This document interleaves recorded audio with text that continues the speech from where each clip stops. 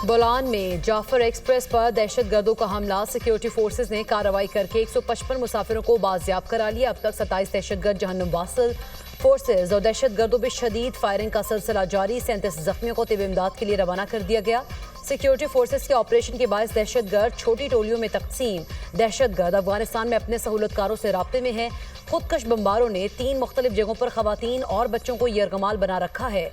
खवातीन और बच्चों की खुदकुश बम्बारों के साथ मौजूदगी की वजह से ऑपरेशन में इंतहाई एहतियात बरती जा रही है। अमन व अमान के पेश नज़र जाफर एक्सप्रेस को 3 रोज के लिए मुअत्तल कर दिया गया। कराची जाने वाली बोलान मेल भी मुअत्तल। ट्रेन के मुसाफिर बर वक्त कार्रवाई पर पाक फौज के मशकूर। कहते हैं शदीद फायरिंग हुई, पाक फौज के जवानों ने हमें बाजियाब कराया और कोयटा तक पहुंचा दिया।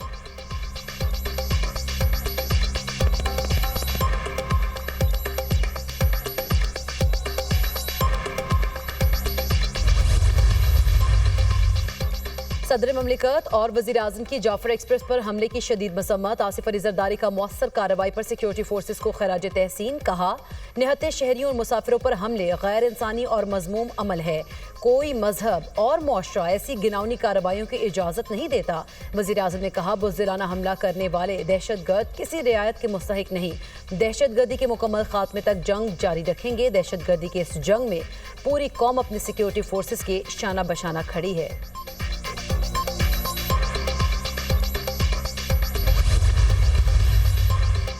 वफाकी वज़ीर दाखिला का मुसाफिर बाजियाब कराने पर सिक्योरिटी फोर्सेज को खराज तहसीन। कहते हैं फोर्सेज ने जुर्रत से दहशतगर्दों के अज़ाइम नाकाम बनाए। मोहसिन नकवी का वज़ीर आला बलोचिस्तान सरफराज बुगटी से रब्ता। वाक़े पर इजहार अफसोस। बलोचिस्तान हुकूमत से मुकम्मल यकजहती का इजहार। हर मुमकिन ताउन की यकीन दहानी।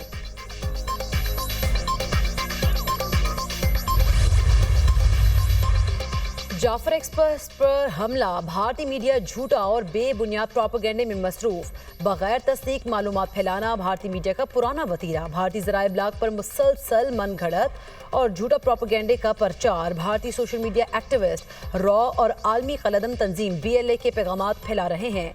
जाफर एक्सप्रेस पर हमले की खबर कलदम तंजीम BLA के अकाउंट से ब्रेक हुई, जिसे भारतीय अकाउंट्स ने फैलाया।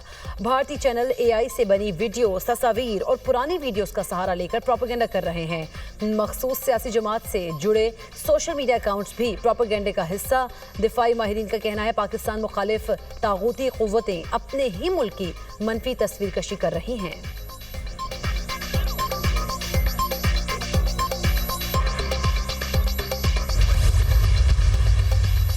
पाकिस्तानी बैंकिंग सेक्टर का आउटलुक मुस्बत करार। इंटरनेशनल रेटिंग एजेंसी मूडीज की रिपोर्ट के मुताबिक पाकिस्तानी बैंक्स की कारकर्दगी माजी के मुकाबले में बेहतर रही। मुस्बत आउटलुक इस बात की निशानदही है कि मईशत में कुछ इस्तेहकाम आया। रवा माली साल पाकिस्तानी मौशी नमू 3% रहने की तवक्को। गुज़श्ता माली साल पाकिस्तानी मौशी नमू 2.50% रही थी।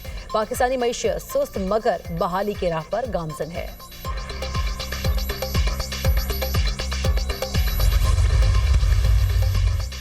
सियासी नहीं, मुल्क की तरक्की के लिए ग्रैंड लाइन्स की जरूरत है। हम सबको सियासी लॉन्ग मार्च से परहेज करना चाहिए और इक्तिसादी लॉन्ग मार्च का हिस्सा बनना चाहिए। कौमी फर्ज है पाकिस्तान की तरक्की के लिए सब मिलकर काम करें। वफाकी वजीर मनसूबाबंदी एहसन इकबाल की मीडिया से गुफ्तगू। कहा, हमारी सियासत अलहदा हो सकती है लेकिन मुल्की मफाद के लिए हम सब एक हैं। कोई मुल्क सियासी अदम इस्तेहकाम में तरक्की नहीं कर सकता। पाकिस्तान को अमन और इस्तेहकाम के साथ चलाना है। अमन, इस्तेहकाम और यकजहती तरक्की की अलामत है। पायदार तरक्की के हदफ के हुसूल के लिए सियासी इस्तेहकाम ज़रूरी है।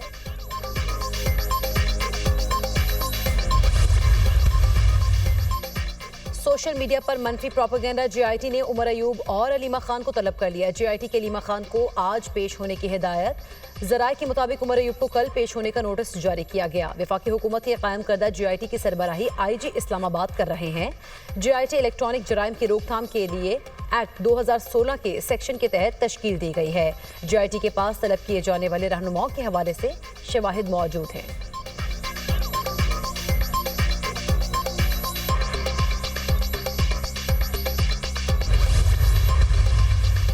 कोई मुल्क आइन के मुताबिक ना चले तो ये संगीन जुर्म है। सेनेट के इलेक्शन गैर आईनी थे। जो चीजें भी हो रही हैं वो दस्तूर के खिलाफ हैं। शिबली फराज की मीडिया टॉक। कहा, जब तरीक़ाकार के बगैर तब्दीलियां कर दी जाएं तो आइन महज कागज का टुकड़ा बनकर रह जाता है। आइन के खिलाफ वर्जियों के मामले को सुप्रीम कोर्ट ले जा रहे हैं। सलमान अकरम राजा का कहना है, पार्टी में कोई इख्तलाफात नहीं, नस्बुलैन वाज़े है, जो भी हमारे साथ चलेगा वो कौम के साथ चलेगा। अली अमीन गंडापुर अपनी सीट पर रहेंगे। मुबानी पीटीआई के मुकर्रर करदा वज़ीर आला हैं।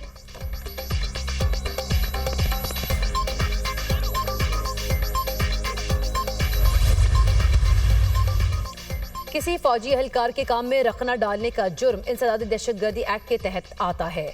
9 मई वाकयात में दूसरा जुर्म ऑफिशियल सीक्रेट एक्ट के तहत है। FBLE केस में बुनियादी हुकूक का सवाल तो आया है। हम मरकजी फैसले से इत्तफाक भी कर लें तो अपनी राय अलग से दे सकते हैं। जस्टिस जमाल मंदोखेल के सिविलियंस की ट्रायल कलअदम करार देने के खिलाफ केस की समाप्त में रिमार्क्स वकील ख्वाजा हारिस ने दलाइल दिए कि 9 मई के वाकयात में इंसदादी दहशतगर्दी का कोई जुर्म नहीं था।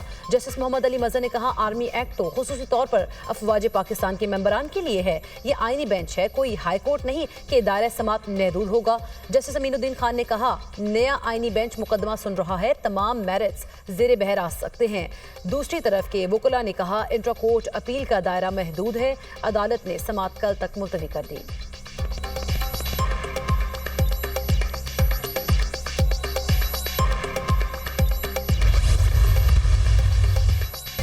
हुकूमत बराह रास्त सुपर टैक्स का नफाज नहीं कर सकती। कोई भी टैक्स लगाना हो, इसकी वजह बताना लाजमी है। इजाफी टैक्स आयद करना बुनियादी हुकूक के भी खिलाफ है। सुप्रीम कोर्ट मुतादिद फैसलों में इजाफी टैक्स को गलत करार दे चुकी। कंपनीज के वकील मखदूम अली खान के सुपर टैक्स केस में दलाइल। अदालत ने इस्लामाबाद और लाहौर हाई कोर्ट्स में जेर इल्तवा अपीलें सुप्रीम कोर्ट मुंतकिल करने का हुक्म दे दिया। समात कल तक मुलतवी।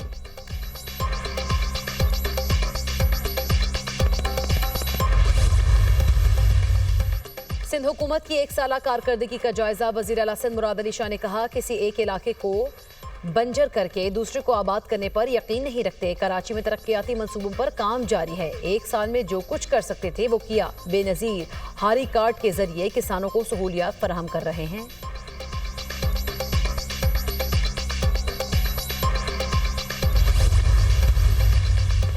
तेल और गैस के शोबे से मुल्की मईशत के लिए अच्छी खबर। 5 साल से बंद पड़े तेल के कुएं से दोबारा पैदावार शुरू।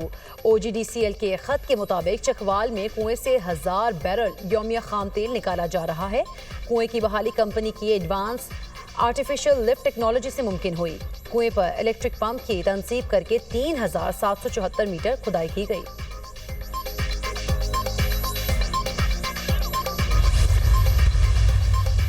और आज़ाद कश्मीर वादी नीलम में वक्फे वक्फे से बारिश और बर्फबारी।